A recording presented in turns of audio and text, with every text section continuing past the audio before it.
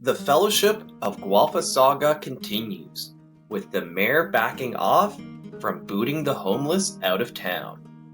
The housing cost crisis expanded across the Shire thanks to the $227 million budget shortfall left by the Big Blue Orc's broken promise. Last week, the Council of Elders played the Townhall Attendance games to find ways to cut the proposed 10% tax increase to a more acceptable 9.9%. Meanwhile, the mayor took another vacay-conference in the swamps of Toronto at the 2023 Housing Forum with his YIMBY friends. They want to build 4 new Tower of Saurons in the heart of Guelphissauga to rent out to the homeless people downtown. Can Carly of Klassen and the Elder Elves do anything about the housing cost crisis, and will the proposed tax increase make it worse? In the swamps of Toronto, the Big Blue Orc spent the week dodging the RCMP's investigation into the Greenbelt scandal. While scheming with his YIMBY friends on his burner cell phones, he's left the corporation of the Shire with a $227 million budget shortfall. Thanks to his broken promise to make them whole, the Council of Elders must now deal with a 10% proposed residential tax increase to fill the gap. They played the Townhall Attendance games with varying success to brainstorm ideas to cut programs instead of exasperating the housing cost crisis with more taxes. The Townhall Attendance games were a pass-fail event, so participation was the only thing required to succeed. The Elder Elves in Ward 5 and Carly of Klassen in Ward 2 filled their town hall meetings with concerned citizens, whereas the Elders in Wards 1 and 6 faced tougher challenges. In Ward 1, Dan of Gibson got stuck teaming up with Aaron of Caton. She made sure her event was a safe space by blocking any comments or questions that she determined were anti-trans.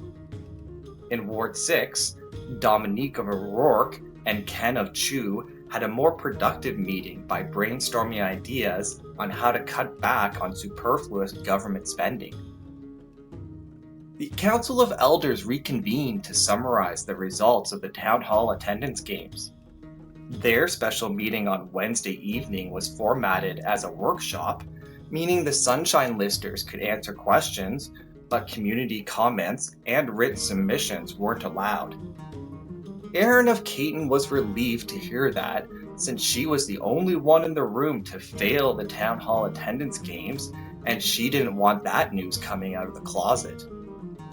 On the other hand, the productive elders in the room produced a wish list of cutbacks to lower the proposed 10% tax increase. Dominique of the O'Rourke reapplied her best lipstick and started the brainstorming. She proposed reducing funds for the Affordable Housing Reserve. It currently sits at a cool $500,000, and last year, the entire reserve was granted to one project. Rodrigo of Gawler showed up too, and even he put in more effort than Aaron of Caton by suggesting to lower the $451,000 for the Shire's bicentennial celebration in 2027 to $200,000. However, Dan of Gibson had to cover Aaron of Caton's butt, which is something no one wants to do. Like a group project in school where one person does all the work, Dan of Gibson did his homework and proposed 2 places to cut back. He suggested delaying new hires of Sunshine Listers until later next year, or limit new hires in the future. His second idea was to change the Shire's commitment of becoming 100% dependent on renewable energy by 2050. After the town hall meeting and all the wasted time, the Council of Elders managed to reduce the 10% proposed tax increase down to a more reasonable 9.9%.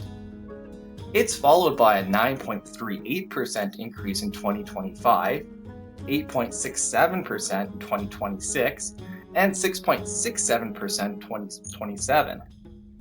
Part of that lowered increase comes from a higher than anticipated increase in assessment values, with the rest coming from a reduced funding increase request from the County of Wellington for social services.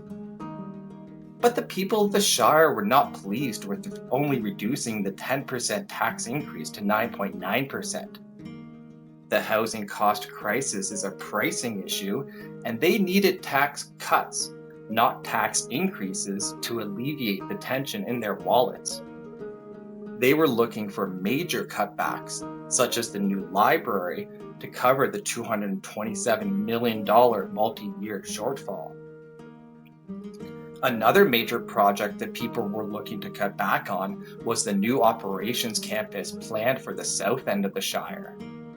The construction of the Shire's transit and fleet building is proposed on the property adjacent to the Waste Resource Innovation Center near Stone Road East and Watson Parkway. It will cost $201 million over multiple years, or just $26 million short of the entire budget shortfall. Eliminating that major project, along with the earlier proposed cuts from town hall meetings, could bring some hope to cutting down the proposed tax increase to a reasonable level.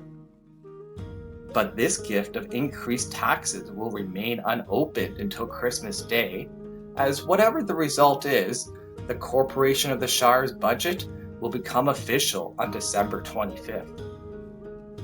Meanwhile, in the heart of the housing cost crisis downtown, the mayor backed off from booting the homeless out of town. Last week, he ordered the Sunshine Listers to draft a bylaw to boot the homeless minimum wage earners camping outside his office window.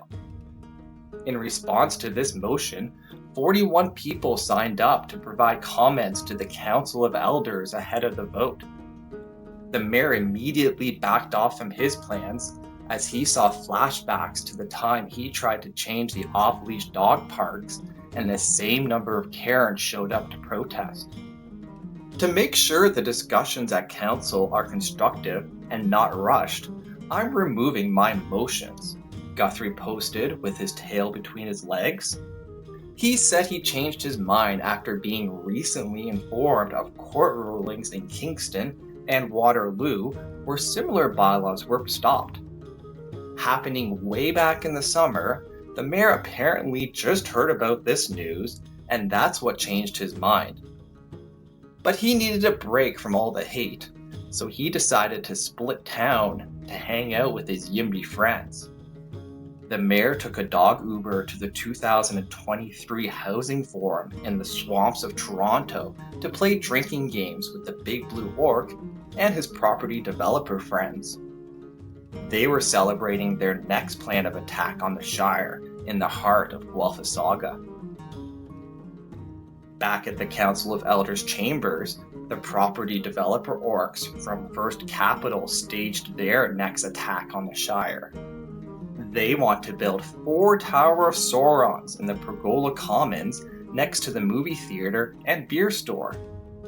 With absolutely no respect for the rule of the ward, they're proposing 10 to 14-story buildings in the heart of Guelphissauga in Ward 6. Currently, the property is zoned for a community shopping center, but a revised citywide zoning bylaw that's under appeal could see it redesignated for mixed use. More information is available on First Capital's website for those interested in living in a parking lot. Can Carly of Klassen and the Elder Elves do anything about the housing cost crisis? And will the proposed tax increase make it worse? Stay tuned here to see. This video is brought to you by brighttutoring.ca. Don't let school get in the way of your education. Book a tutoring session today at brighttutoring.ca.